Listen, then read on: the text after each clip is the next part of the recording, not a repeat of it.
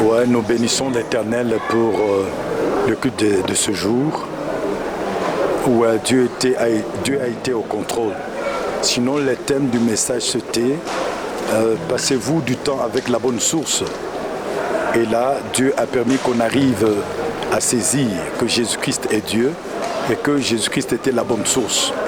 Nous avons commencé par lire Jean 1. Normalement, c'était à lire de 1 à 14. Et là, nous avons compris que la parole était Dieu, la parole était Jésus-Christ. Et là, surtout par rapport au verset 14, qui montre clairement que Jésus-Christ, il est le Dieu fait chair, il est la parole. Jésus-Christ est la lumière du monde. Et nous avons compris que la vraie source, c'est Dieu, parce qu'il est le créateur de toutes choses.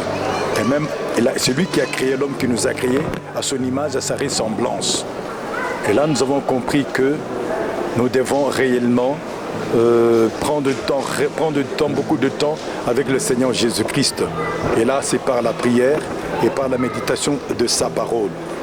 Et nous avons compris que Jésus-Christ doit demeurer notre grand ami, plus que notre papa, notre maman, notre conjoint, plus que tout celui qui peut se présenter au-devant de nous comme véritable ami.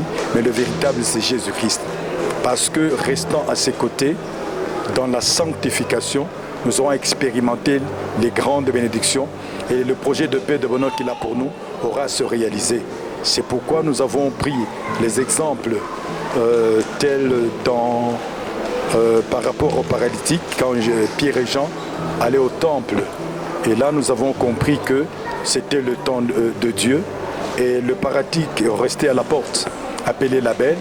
Et là, il entendait le message qu'on était en train de prêcher à l'intérieur. Et le message a créé dans le paralytique la foi. Et Pierre et Jean, c'était des hommes de la foi, des hommes qui restaient la plupart du temps à côté de Jésus et qui connaissaient Jésus, qui se reconnaissaient en Jésus. Et ces jours-là, parce qu'ils avaient Jésus en eux, Jésus a opéré un miracle pour le frère paralytique. Et ce jour-là, il a sauté de joie. Pourquoi? Parce que Pierre est arrivé à dire au verset 6 que je n'ai ni or ni argent, mais ce que je te donne. Il avait Jésus-Christ. Il l'avait parce qu'il restait, il se reposait à côté de Jésus-Christ. Il demeurait à côté de Jésus-Christ. Comme il pouvait même dire, pour moi, vivre c'est Christ et la mort m'est un gain.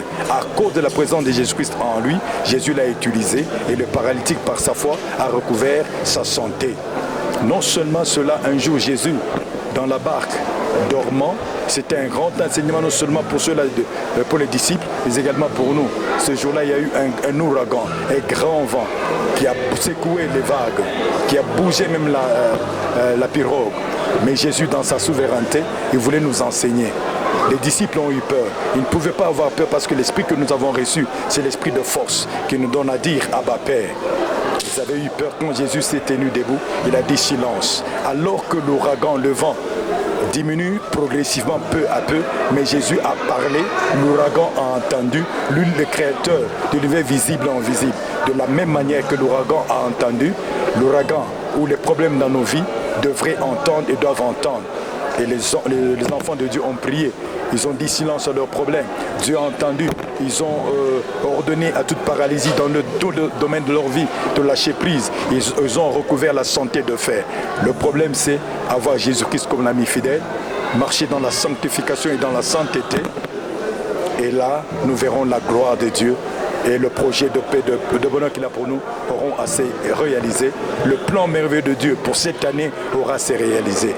Nous bénissons le nom de l'Éternel pour ceux que nous avons suivis. Que Dieu nous bénisse.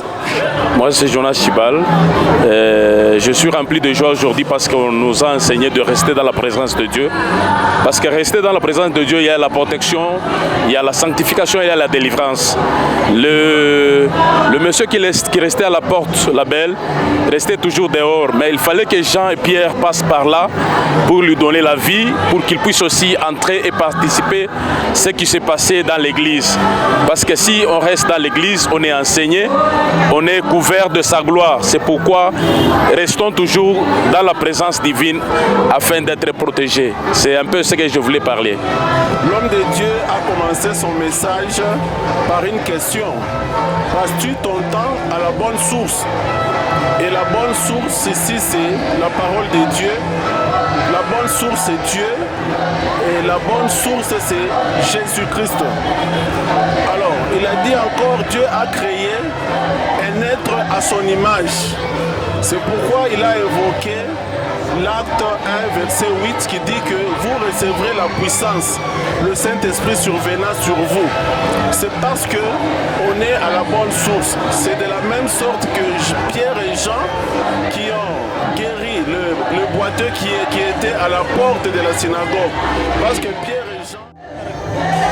Oui, pendant l'équipe d'aujourd'hui, le thème était passer du temps avec la bonne part qui est Jésus-Christ. Donc, rester en prière, méditer la parole, marcher selon ses principes pour être puissante et efficace. C'est un peu ça, ce que nous avons appris aujourd'hui.